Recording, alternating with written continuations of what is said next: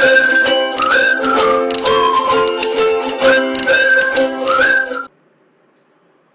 Student, welcome to Rebar academy educational YouTube channel. Student बच्चों, आज का जो हमारा वीडियो है वो 9वीं क्लास हकीकी अदाद जो दूसरा सबक है उसके ऊपर, जिसको रियल नंबर कहते हैं इंग्लिश में।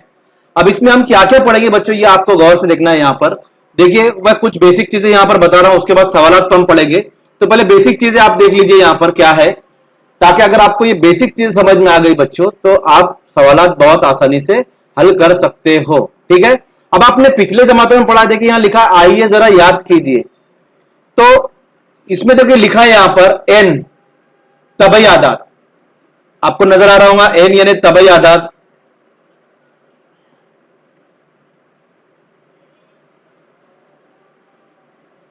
ठीक है, आपको नजर आ रहा है एन तबई आदाद। अब यहां पर जो है तबई आदाद देखिए सेट में लिखा है 1 2 3 4, मतलब जिसको हम अपनी जबान में बोलेंगे गिनती के आदाद। गिनती के आदाद हम इसको बोल सकते हैं, ये गिनती के आदाद जो तबई आदाद होते हैं। अब इसी तबई आदाद में एक नंबर गायब था, जीरो मिलाने पर ये मुकम्मल अदद हो जाते हैं और इसको हम जाहिर करते हैं W से। ठीक है, इसी तरह देखिए 0 1 2 3 इस तरफ जो होंगे, आपने अददी खत पढ़ा होगा छोटी क्लासों में। तो अददी खत में क्या होता है कि सीधे हाथ की तरफ जो है वो मस्बत नंबर होते हैं, मस्बत आदाद होते हैं, जिसको हम मस्बत आदाद कहते हैं, मतलब प्लस वाले आदाद, जमा वाले आदाद। और 0 के उल्टी तरफ जो होता है वो मनफी वाले आदाद होता है, जिसको हम कहते हैं मनफी आदाद। ठीक है, और ये मनफी आदाद 0 और 1 2 3 ये सब मिलकर कहलाते हैं सही आदाद। इसको इंग्लिश में कहते हैं इंटीजर्स। उस इंटीजर का आई यहां पर डिनोट किया जाता है। अब अगला आपके पास आएगा, देखिए नातिक आदाद। नातिक आदाद क्या है, देखिए P/Q। अब आप गौर कीजिए कि जो बटे वाले आदाद होते हैं, जिनको हम बटे में लिख सकते हैं, फर्ज कीजिए अगर मैं लिख रहा हूं 3/5, तो ये एक नातिक आदाद हो गया। लेकिन इसके लिए क्या है कि Q और P है ना, यहां पर देखिए Q और P belongs to I। Belongs का मतलब होता है रुक्न है। किसका रुक्न है, इसको इंग्लिश में बोलते हैं बिलोंग्स टू, और ये रुक्न है, इसको हम उर्दू में बोलेंगे रुक्न है। किसका रुक्न है, आय का। आय का रुक्न है, मतलब आय यानी क्या लिया हमने, सही आदाद। तो इसका मतलब P और Q सही आदाद। देखिए सही आदाद में 1 2 3 भी आता है ना, कोई भी नंबर ले लेंगे 0 1 2 3 4 से लामहदूद नंबर तक, नफी 1 नफी 2 नफी 3 से लामहदूद मनफी आदाद, ये सब आदाद मिलकर सही आदाद कहलाते हैं। अब आप गौर करेंगे 3 भी सही आदाद है, 5 भी सही आदाद है, और Q जो है यानी नीचे वाला जो है, ये जो नसब नुमा है, ये 0 के बराबर नहीं होना चाहिए। अगर आप इस को लिखते हैं 3/0 तो ये नातिक अदद नहीं कहलाएगा। हाँ, अगर आप ऊपर लिखते हैं 0/3 तो इसको नातिक अदद हम कह सकते हैं, क्योंकि ये जो है पूरी कीमत इसकी 0 हो जाएगी, क्योंकि 0/3 का मतलब होता है 0, लेकिन 3/0 का मतलब 0 नहीं होता है बच्चों। इसको बोलते हैं हम, इसकी कोई डेफिनेशन नहीं है, इसलिए इसको बोलते हैं नाकाबिले तारीफ, है ना। इसलिए 3/0 ये नातिक अदद नहीं कहलाएगा। अब अगर मैं सिंपल एक आदाद लिखता हूं बच्चों, फर्ज कीजिए मैंने 5 लिखा, ये भी नातिक आदाद है। अब आप बोलेंगे सर ये तो बटे में है नहीं, जिसके बटे में कुछ नहीं होता है वहां पर 1 होता है, तो बन गया ना नातिक आदाद। तो ये नातिक आदाद है बच्चों, जिसकी तारीफ यह है कि P/Q एक नातिक आदाद है और Q 0 के बराबर नहीं होना चाहिए, और P और Q जो है वो सही आदाद होना चाहिए। यह है नातिक आदाद की तारीफ। P/Q अगर आदाद है, नातिक आदाद उस वक्त कहलाएगा जब नीचे वाला नसब नुमा Q के बराबर 0 के बराबर नहीं होगा, यानी Q is not equal to 0, और P और Q यानी ऊपर वाला नीचे वाला सही आदाद होना चाहिए। अब सही आदाद में क्या हो सकता है, मनफी भी हो सकता है, मस्बत भी हो सकता है, और 0 भी हो सकता है, लेकिन यहां बोल दिया है कि Q 0 नहीं होना चाहिए, बाकी कुछ भी हो सकता है। तो ये तारीफ जो हो गई, ये नातिक अदद की तारीफ हो चुकी बच्चों। ठीक है, अब आपको समझ में आ गया नातिक अदद यानी क्या, बटे वाले आते हैं, ऐसे आदाद को हम नातिक आदाद कह सकते हैं। मैंने यहां पर लिखा है, आपको समझ में आ गया होगा। ठीक है, तो ये नातिक आदाद है बच्चों। अब देखो यहां पर एन सबसेट है, ये इसको बोलते हैं सबसेट। आपने सेट में पढ़ा होगा सबसेट, यानी जिसको बोलते हैं जिम्नी सेट। क्या कहते हैं, जिम्नी सेट। ये जो निशानी है ये जिम्नी सेट की निशानी है। किसकी निशानी है, जिम्नी सेट। तो n रुक सबसेट है W का, यानी जिमनी सेट है W का, W यानी मुकम्मल आदाद, यानी n के पूरे अरकान W में मौजूद रहेंगे। देखिए n में क्या क्या रहता है, 1 2 3 4 डैश डैश डैश, तो ये पूरे के पूरे आदाद W में है। देखियो 1 2 3 4 है W में, तो n जो है वो जिमनी सेट है W का, W जिमनी सेट है I का, ये W में कौन सा आदाद है 0 1 2 3 4, तो देखिए 0 1 2 3 4 I में है, यानी W के पूरे आदाद I में मौजूद है। I के पूरे आदाद रियल नंबर या हकीकी आदाद जिसको कहते हैं ये नातिक आदाद, सॉरी नातिक आदाद Q में मौजूद है। देखो हमने बताया था यहां पर, यानी हर सही आदाद जो है वो नातिक आदाद होगा, जितने भी सही आदाद है वो नातिक आदाद होंगे, ये याद रखिए। तो सही आदाद जो है वो जिमनी सेट है नातिक आदाद का, और नातिक आदाद जिमनी सेट है रियल नंबर यानी हकीकी आदाद का। हकीकी आदाद का मतलब उसमें तमाम के तमाम आदाद मौजूद होंगे। तो ये कुछ बेसिक था बच्चों जो आपको बहुत समझना बहुत जरूरी था, तबई आदाद, मुकम्मल आदाद, सही आदाद, नातिक आदाद और हकीकी आदाद, ठीक है। क्योंकि हम हकीकी आदाद हमारे चैप्टर का नाम है, हमारे सबक का नाम है, इसलिए हमको इसको पढ़ना जरूरी था। आगे बढ़ते हैं, जो आपके लिए जरूरी है मैं बता रहा हूं। देखिए लिखा आइए समझ ले, आपको यहां दिख रहा होगा आइए समझ ले, नातिक आदाद की खुसूसियात। अब खुसूसियात क्या है, मुबादला की खुसूसियात, मुबादला यानी तब्दील। अब देखिए यहां पर a जमा b था तो b जमा a हो गया।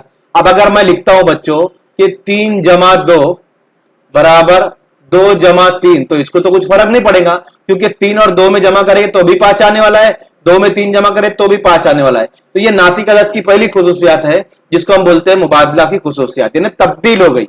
पहले 3 पहले था, अब 2 पहले आ गया, 3 बाद में आ गया, इसको बोलते हैं तब्दील, मुबादला की खुसूसियात, है ना। जमा की खुसूसियात, जरब की खुसूसियात में क्या है, अगर मैं लिखूंगा 3 जरब 2, इसको मिटा दो पहले मैं, आपको यह समझ में आ गया होगा। अगर मैं इसको लिखता हूं 3 जरब 2 और बाद में लिखता हूं 2 जरब 3, तो भी कुछ फर्क आएगा क्या बच्चों, नहीं आएगा, तो भी कोई फर्क नहीं आने वाला ना।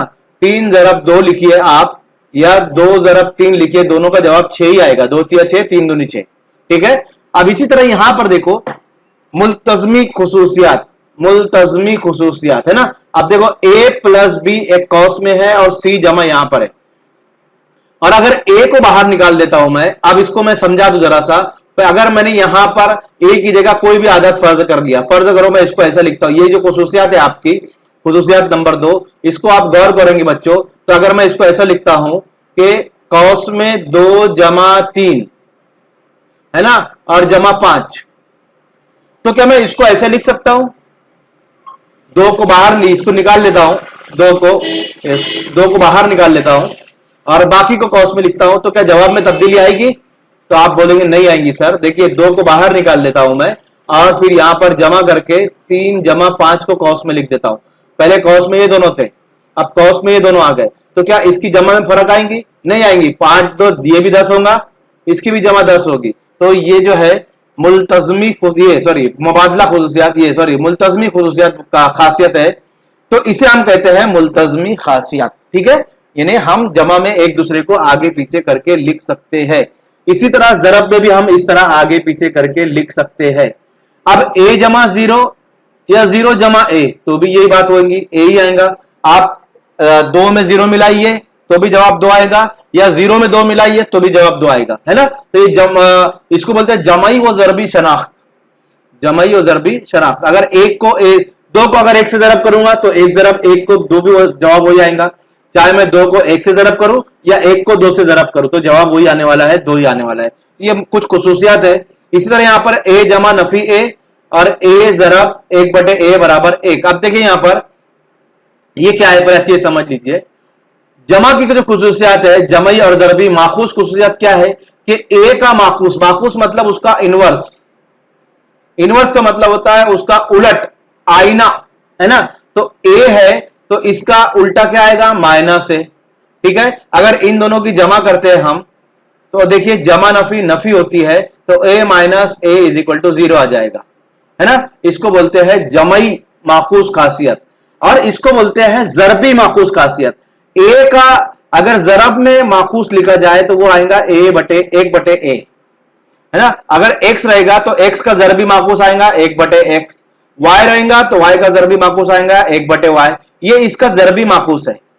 अगर अदद और उसके जरबी माखूस की जरब की जाए तो जवाब 1 आता है, ये याद रखिए, है ना। ये अदद था, ये उसका जरबी माखूस था। ये आदाद है, ये उसका ज़रबी माकूस है, ये आदाद है, ये उसका ज़रबी माकूस है। अगर मैं 2 लिखता हूं बच्चों यहां पर, तो 2 का ज़रबी माकूस क्या आएगा? 1/2, ये उसका ज़रबी माकूस है। लेकिन अगर दोनों की ज़रब करूंगा तो जवाब तो 2 एक ही आएगा, क्योंकि 2 2 2 कट ही आएगा, जवाब कितना आएगा? 1। तो ये चंद खुसूसियात है जो आपको याद रखना जरूरी है।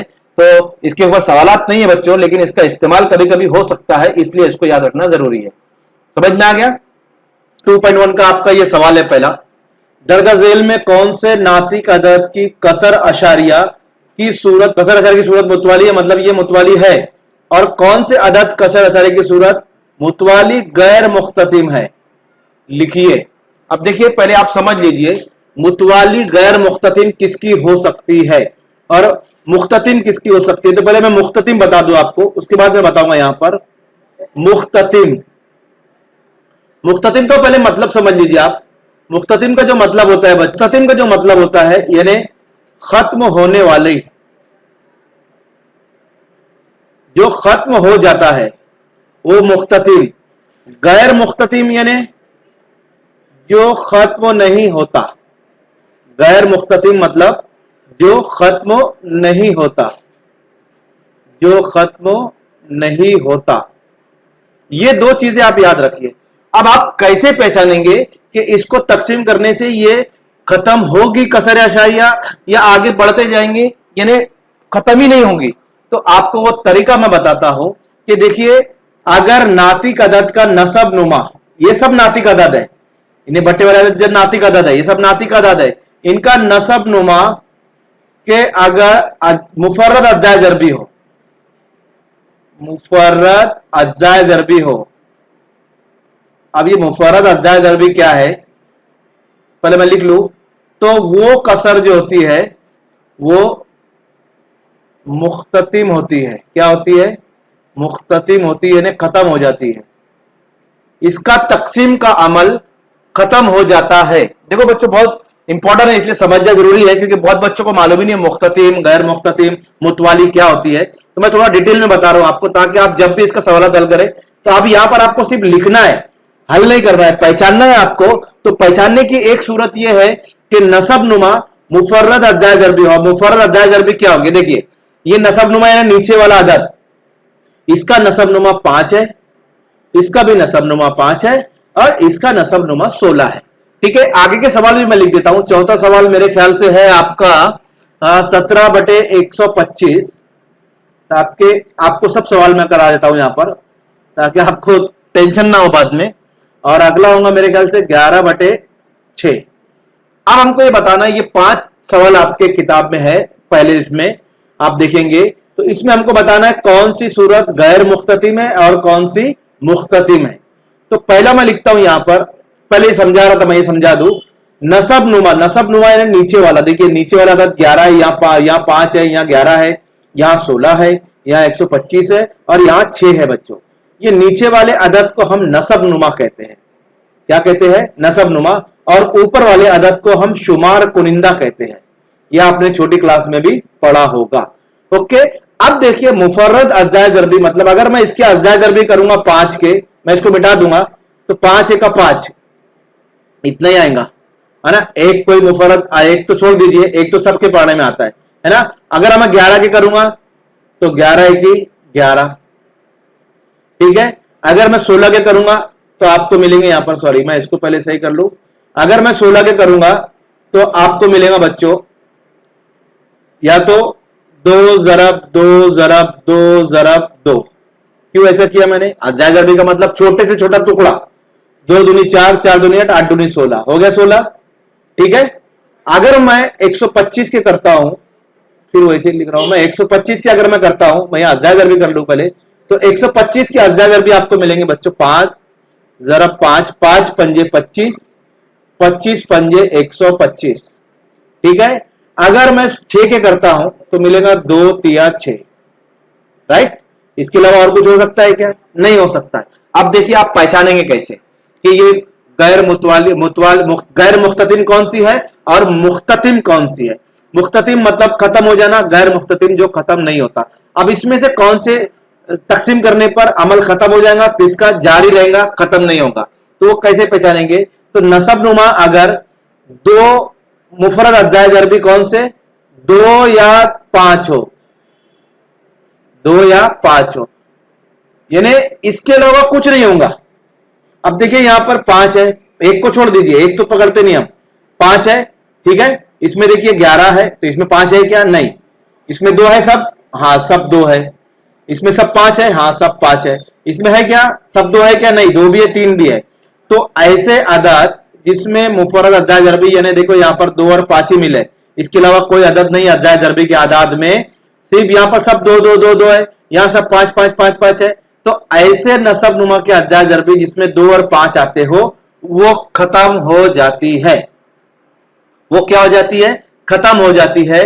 तो इसका मतलब 13/5 ये मुख्ततिम है, यानी अगर आप इसको तकसीम करोगे तो ये खत्म हो जाएगी।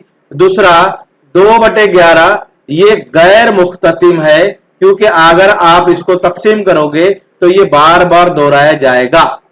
समझ में आ रहा, ये कैसे पहचाना मैंने, क्योंकि 11 के अज्जाए जरबी में 2 और 5 नहीं आते, सब 2 और 5 नहीं आएंगे, ठीक है। ऐसे 29/16 अगर मैं लेता हूं बच्चों, 29/16, तो आप देखेंगे नसब नुमा 16 है, तो 16 के पाले में सब 2, 16 के अज्जाए जरबी में सब 2 2 2 2 आ रहे, और मैंने क्या बोला था, 2 और 5 आए तो वो खत्म हो जाएंगी। तो हम इसको लिख सकते हैं ये मुख्ततिम है, यानी खत्म हो सकती है। अब चौथा देखेंगे, मैं बताता हूं आपको, 17/125। तो आप देखेंगे यहां पर 125 में देखो सब 5 5 5 5 आ रहे, तो ये भी क्या हो जाएगा, ये भी मुख्ततिम है, ये भी खत्म हो जाएगी। बात समझ में आई बच्चों, कैसे पहचानोगे, ये भी मुख्ततिम है, ये भी खत्म हो जाएगी। अब 11/6 को लेता हूं मैं, जो पांचवा सवाल है हमारा 11/6। तो अब देखो 6 के अज्जाए जरबी में एक बार 2 आया, 2 बार आया क्या, अगर 2 बार आता तो ये भी खत्म हो जाती। तो दोनों में 2 आना चाहिए या 5 आना चाहिए, तो ये भी क्या है, गैर मुख्ततिम है, ये भी खत्म नहीं होगी। समझ में आया आप कैसे पहचानोगे। तो बच्चों ये 5 सवाल थे जिसमें आपको लिखना था कि कौन सी गैर मुख्ततिम है और कौन सी मुख्ततिम है। तो आप इसके अज्जाए जरबी करके देखिए, अगर सब 2 2 आते हैं और सब 5 5 आते हैं तो वो खत्म हो जाएंगी, उसकी तकसीम ज्यादा लंबी नहीं आएंगी, वो कहीं ना कहीं जाकर खत्म हो जाएगी। लेकिन जिसमें 2 और 5 नहीं आते वो कभी खत्म नहीं होगी। समझ में आया। चलिए अगले सवाल पर चलते हैं बच्चों। ये आपको लिखना था कि बताइए कौन सी गैर मुख्ततिम है और कौन सी मुतवाली है। तो यहां पर हमने लिख लिया कौन सी मुख्ततिम है, कौन सी गैर मुख्ततिम है। अगले सवाल पर चलते हैं बच्चों। दूसरा सवाल देखिए आपका, दर्ज झेल नातिक अदद को कसर अशारिया की सूरत में लिखिए। अब यहां पर कसर को अशारिया की सूरत में लिखना, ये बटे वाले आदाद है, इनको अशारिया यानी अशारिया की सूरत में लिखना है हमें। तो पहला सवाल मैं यहां से हल कर रहा हूं बच्चों, बहुत सिंपल है, आपने छोटी क्लासों में भी किया होगा इस तरह। देखिए मैं बता रहा हूं आपको, इस तरह आपने बना के किया होगा। तो यहां पर मैं 200 लिख रहा हूं, सॉरी 127 लिख रहा हूं, और यहां पर 200, यानी 200 को 127 को 200 से हमको तकसीम करना है। अब तकसीम का अमल आपको मालूम है, ठीक है। तो कैसे तकसीम करते हैं देखिए यहां पर। अब 200 के पाले में 127 आता है क्या बच्चों, नहीं आता है, क्योंकि 127 तो छोटा है, 200 बड़ा है। तो आपके लिए आपको इसमें क्या करना पड़ेगा, फिर आपको यहां पर एक 0 लगाना पड़ेगा और यहां पर अशारिया लगाना पड़ेगा, ठीक है। तो 0 अशारिया, इधर 0 लगाने से यहां पर अशारिया लगाना जरूरी है। बात समझ में आ गई। और नहीं आपको समझ में आ रहा है तो आप क्या कीजिए, एक और मेथड बताता हूं मैं। आप इसमें क्या कीजिए, देखिए अगर आपको ऐसा नहीं समझ रहा, आपको छोटी क्लास में अलग पढ़ा है, तो आप क्या कीजिए, अशारिया के बाद 0 लगाते चले जाइए, क्योंकि ये जितने भी 0 लगाना है आपको, अशारे के बाद 0 लगाते चले जाइए, जितने भी 0 आपको लगाना है। अब देखिए यहां पर 200 के पाले में 127 नहीं आता, तो हम दोनों को एक साथ लेंगे। तो हम लेंगे, अगर आपने छोटी क्लास में पढ़ा होगा तो 200 127 इसके पाले में नहीं आता, तो आप 0 के साथ लीजिए, तो ये हो जाएगा 1270। आपको अगर इस तरह पढ़ाया होगा एक में ना, और नहीं तो 200 का पाला 0 तक पढ़िए। तो 200 के पाले में अगर 0 लेंगे आप तो 0 0 0 ही आएगा, है ना। तो ये जो आएगा 127 जैसा है वैसा हो जाएगा। अब बाद का एक 0 उतारिए, लेकिन ये 0 से पहले क्या है, अशारिया है, तो ये अशारिया को ऊपर कर दीजिए और बाद का एक 0 उतार दीजिए, ठीक है। अगर आपको छोटी क्लास में इस तरह पढ़ाया होगा तो 200 का पढ़ा मैंने कहां तक पढ़ा, 0 तक पढ़ा, तो 200 0 0 0 होता है, माइनस कर देंगे इसको तो वही आएगा। अब ये बाद का 0 यहां उतारा तो ये अशारिया को ऊपर कर देंगे, तो ये 1270 हो गया। अब 200 का पारा पढ़ेंगे, अगर आपको 200 का पारा नहीं आता है तो 2 का पढ़िए ना आप, बाद में 2 जीरो लगा दीजिए, बहुत सिंपल है। तो 2 दूनी 4, 2 तिया 6, 2 दाम कितना होता है 20 होता है बच्चों, होता कि नहीं होता है? तो ये तो बड़ा हो गया है ना।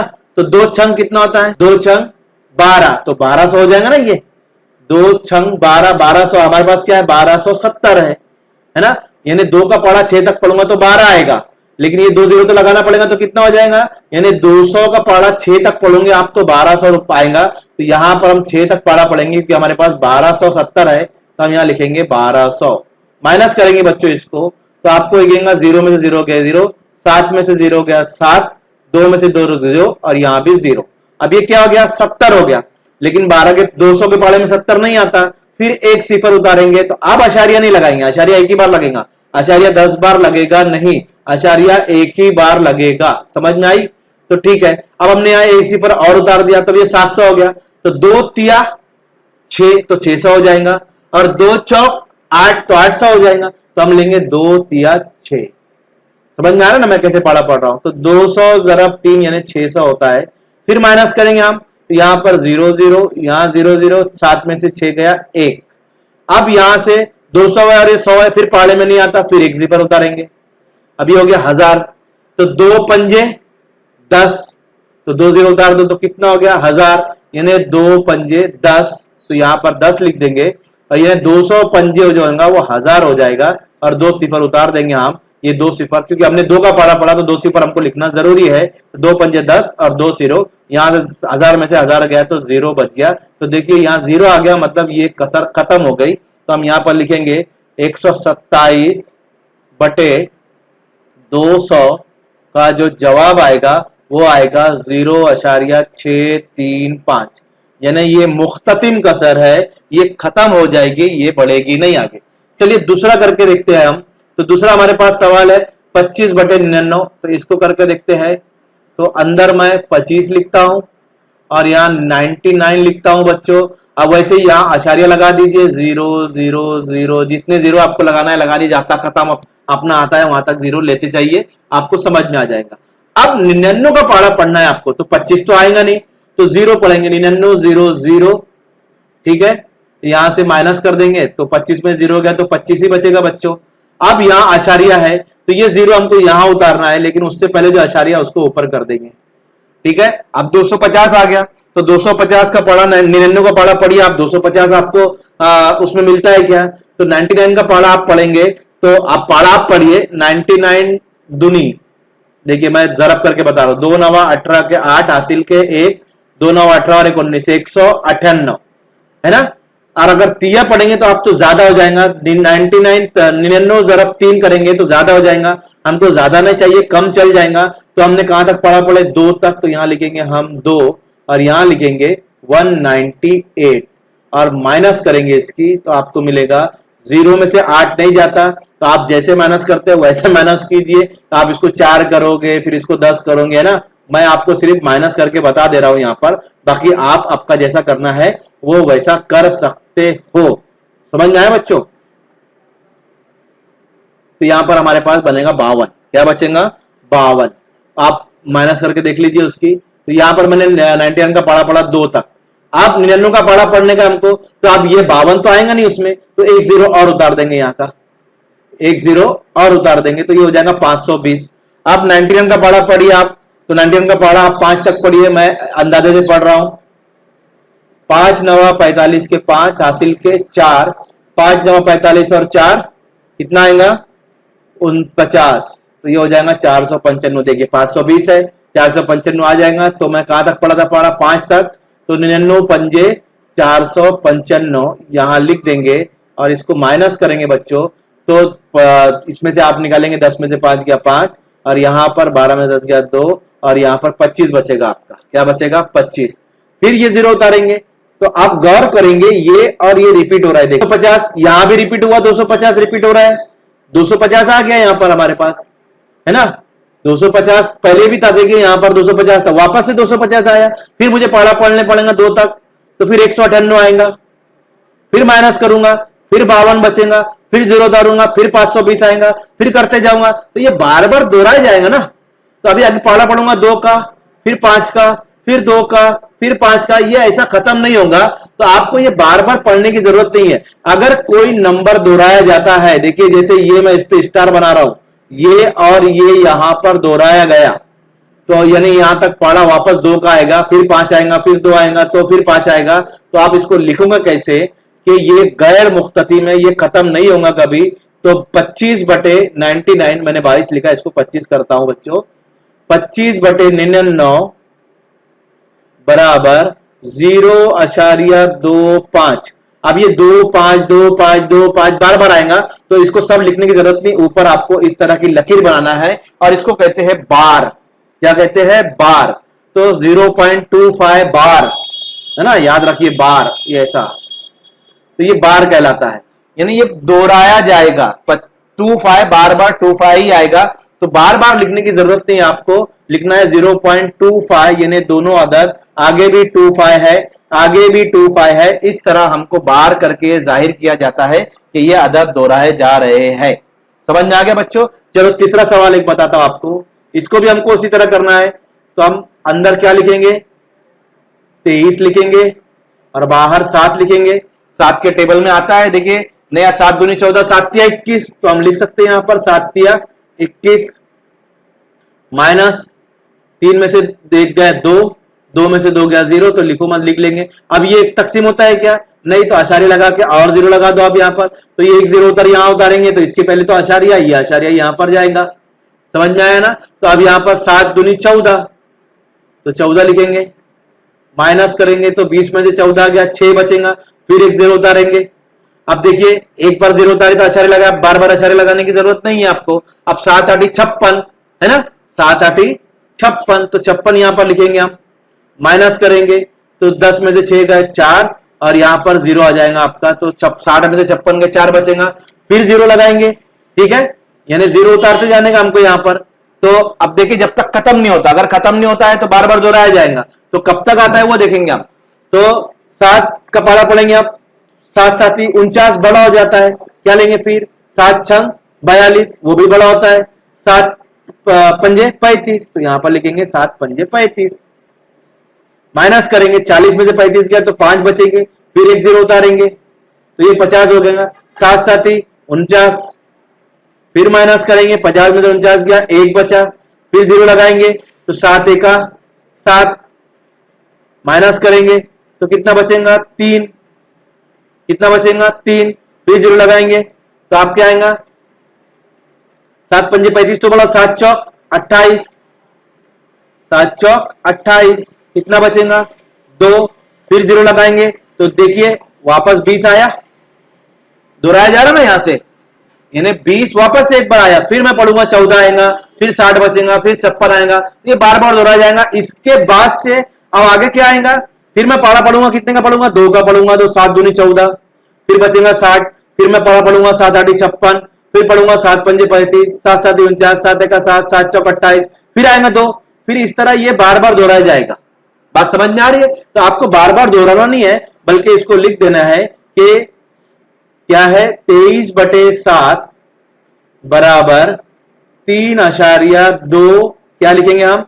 2 8 5 7 1 4 बार, यानी ये जोड़ी बार बार आगे आने वाली है। तो ये कसर भी गैर मुख्ततिम है, कभी खत्म होने वाली नहीं है। तो बच्चों उसने बोला था आशारिया की सूरत में लिखिए, तो ये नातिक अदद था, मैंने इसको आशारिया की सूरत में लिखा, ये नातिक अदद था, इसको आशारिया की सूरत में लिखा, ये नातिक अदद था, इसको आशारिया की सूरत में लिखा। तो बच्चों उम्मीद करता हूं आपको समझ में आ गया होगा। अगले सवाल के ऊपर चलते हैं हम, या दूसरा लिया और 5वां लिया, तो इसको हमको आप, ये आशारिया की सूरत है। अभी हमारे पास क्या थी? बटे वाली सूरत थी, कसर थी, तो हमने उसको आशारिया में तब्दील किया। अब आशारिया की सूरत है, उनको बटे की सूरत में, P/Q का मतलब बटे की सूरत हो गई, तो इस सूरत में हमको इसको कन्वर्ट करना है, तब्दील करना है। तो चलिए कैसे, इसका तरीका देख लीजिए। तो यहां पर इसको कैसे करेंगे, ये इंपॉर्टेंट है बच्चों, इसलिए ध्यान देंगे इसके ऊपर। हमारे पास है पहला सवाल 0.6 बार। अब यहां पर ये नुक्ता बना हुआ है, ये नुक्ते का भी मतलब यही होता है कि ये बार बार दोहराया जा रहा है। अब बोलेंगे सर यहां नुक्ता बना, यहां पर ऐसी लाइन बनी, ऐसा क्यों? तो यहां पर एक से ज्यादा अदद है इसलिए लाइन लगाएंगे, और यहां एक अदद 6 6 6 6 6 बार बार एक ही अदद दोहराया जा रहा है, इसलिए नुक्ता लगाएंगे। बात समझ में आ गई बच्चों? यहां नुक्ता क्यों है, यहां बार क्यों लगा हुआ है? क्योंकि यहां एक से ज्यादा अदद है तो बार लगाना है, और यहां पर सिंगल अदद दोहराया जा रहा है 6 6 6 6 6। इसका मतलब ये हुआ ये 6 पर खत्म नहीं हुआ, आगे भी 6 होगा, आगे भी 6 होगा, आगे भी 6 होगा, आगे भी 6 होगा, ये 6 6 होते जाएगा। समझ में आ रहा? इसका मतलब ये बार का मतलब ये ऐसा होता है। ठीक है, तो ये समझ लीजिए आप, ये आगे 6 6 दोहराया जाएगा। अब इसको हल करने का तरीका कैसा है तो मैं आपको बता दूं बच्चों कि ये जो दिया हुआ है हमको, इसको हम पहले फर्ज करेंगे। फर्ज किया x बराबर 0.6 बार, ये इसको हमने फर्ज कर लिया x। ठीक है, अब देखिए यहां पर आशार्य के बाद कितने अदद दोहराए जा रहे? सिंगल अदद दोहराया जा रहा। तो सिंगल अदद अगर दोहराया जा रहा तो इसको हल करने का तरीका यह है कि एक ही अदद आशार्य के बाद है, इसलिए 10 से जरब करेंगे। तो लिखेंगे तरफैन को 10 से जरब करने पर, अगर 2 अदद है तो 100 से जरब करेंगे, अगर 3 अदद दोहराए जा रहे हैं तो 1000 से जरब करेंगे, अगर 4 अदद दोहराए जा रहे हैं तो 10,000 से जरब करेंगे। यहां मैंने 10 से जरब क्यों किया? क्योंकि एक ही अदद बार बार दोहराया जा रहा है, वो 6 6 6 6। यहां देखो 2 अदद है तो यहां मैं 100 से करूंगा क्योंकि 2 अदद है ना, तो 100 से करेंगे। 3 अदद है तो 1000 से करेंगे। अब आपको समझ में आ गया होगा कि 10 से जरब क्यों कर रहा हूं। तो इसको भी 10 से जरब करेंगे तो ये हो जाएगा 10 जरब x 10x, और इसको भी मैं 10 से जरब करूंगा 0.6। अब देखिए यहां पर बार लिखा हुआ है, इसका मतलब आगे भी 6 है, आगे भी 6 है। जब किसी आशारिया के अदद को हम 10 से, 1000 से, 100 से जरब करते हैं, यहां मिसाल समझ लीजिए, फर्ज कीजिए ये एक अदद है, अब इसको मुझे 10 से जरब करना है, तो आप जरब करते मत बैठिए। जरब करना का मतलब आशारिया के अदद को अगर आपको 10 से जरब करना है, मैं इसको और एक अदद से जरब करता हूं, 100 से जरब करना है या 1000 से जरब करना है। एक ही एग्जांपल लिया मैंने, उसको 3 अलग अलग अदद से जरब करूंगा। जरब करने का तरीका देखो बच्चों, ये आपको अच्छे से समझ में आना चाहिए। अगर 10 से जरब करते और अदद आशारिया में है तो आशारिया को एक के बाद इधर शिफ्ट कर दो, बदल दो, तो ये हो जाएगा 52.3। यानी 10 से जरब करने पर आशारिया सीधी हाथ की तरफ जाता है। क्यों? एक अदद के बाद जाएगा। एक अदद के बाद क्यों जाएगा? क्योंकि यहां पर एक ही जीरो है। अब यहां कितने जीरो है? 2 जीरो है, तो कितने अदद के बाद ले जाऊंगा आशारिया को? 2 अदद के बाद, तो हो जाएगा 523.0।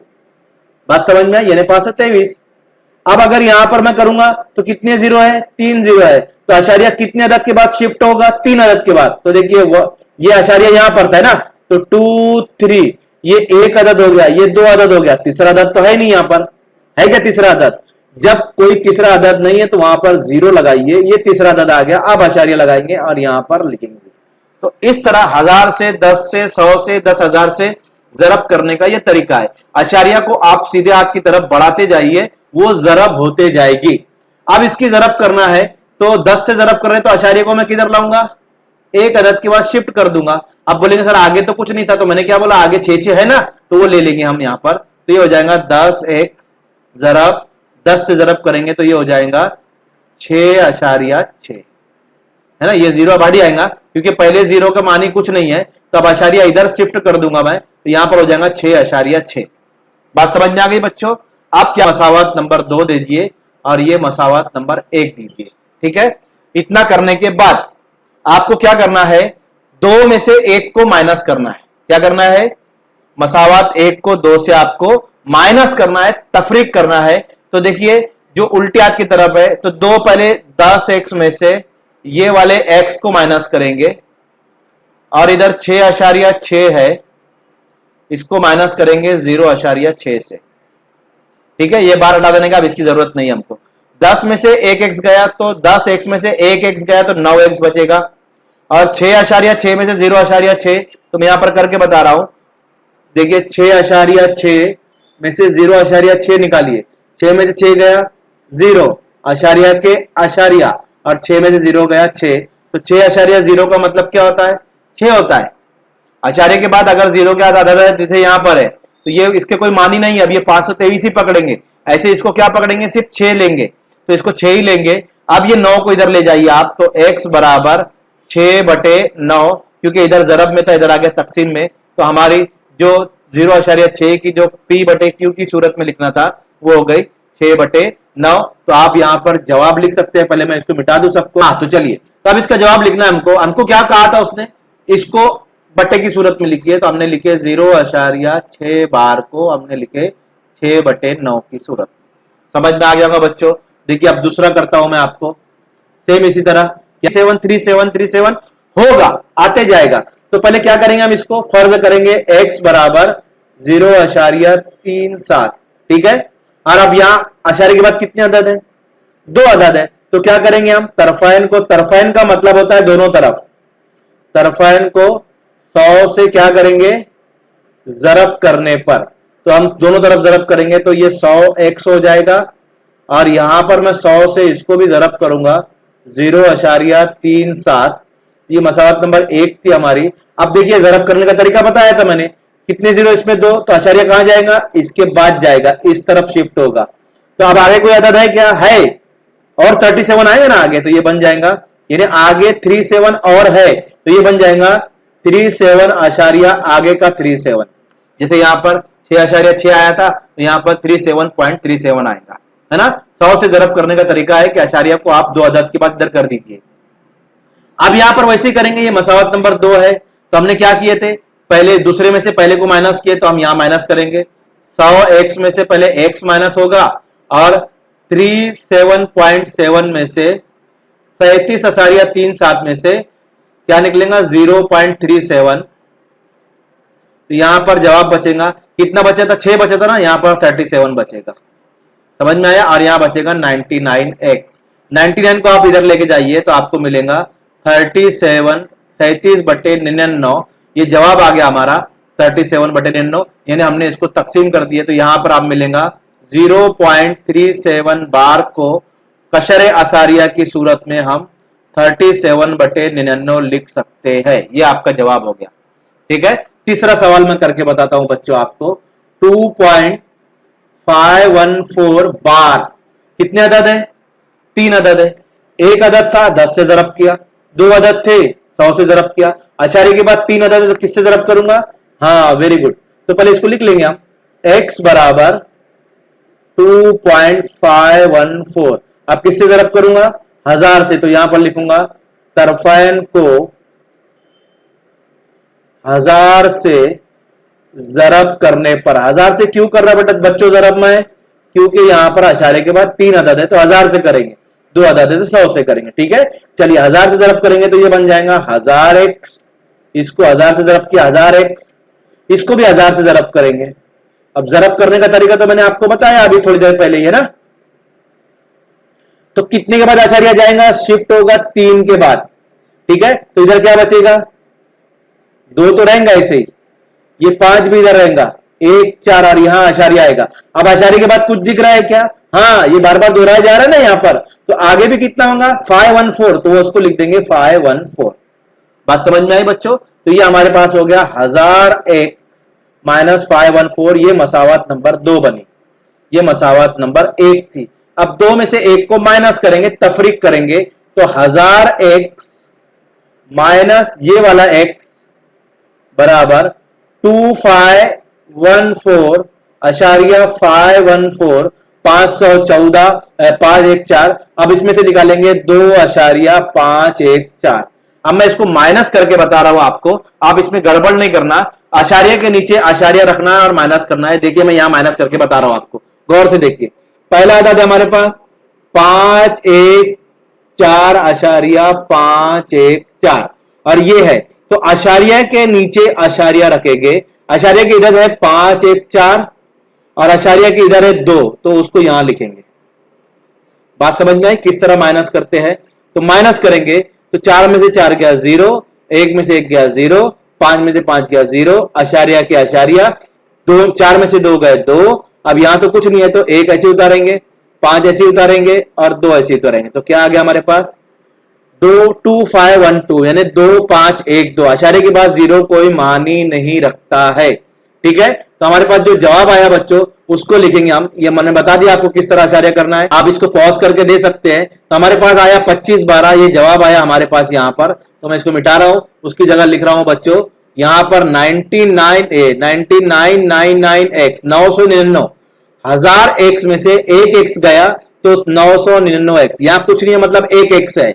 यहां भी 100 में से एक x गया तो 99x बचा था, यहां 10x में से एक x बचा तो 9x बचा था। तो यहां पर 999x और यहां पर आएगा 2512 और पॉइंट के बाद आशार्य कोई मानी, आशार्य के बाद कोई जीरो के मानी नहीं होते, इसलिए पूरा ऐसे लिखेंगे 2512। अब इसको इधर लेकर आ जाइए, आपका जवाब हो जाएगा 2512 यानी 12 बटे 999, ये आपका जवाब हो गया। तो आप लिख सकते हैं कि 2.514 बार इसको अगर बटे में लिखेंगे तो आएगा 2512 बटे 999, ये आपका जवाब हो गया बच्चों। तो उम्मीद करता हूं ये आपको तरीका समझ में आ गया होगा। ये आपकी यहां पर मश्क खत्म हो गई बच्चों, और चौथा और तीसरा और चौथा सवाल आपको करना है, बहुत आसान है। जो हार्ड क्वेश्चन थे मैंने यहां पर ले लिया वो, अब आपको उम्मीद करता हूं समझ में आ गया होगा।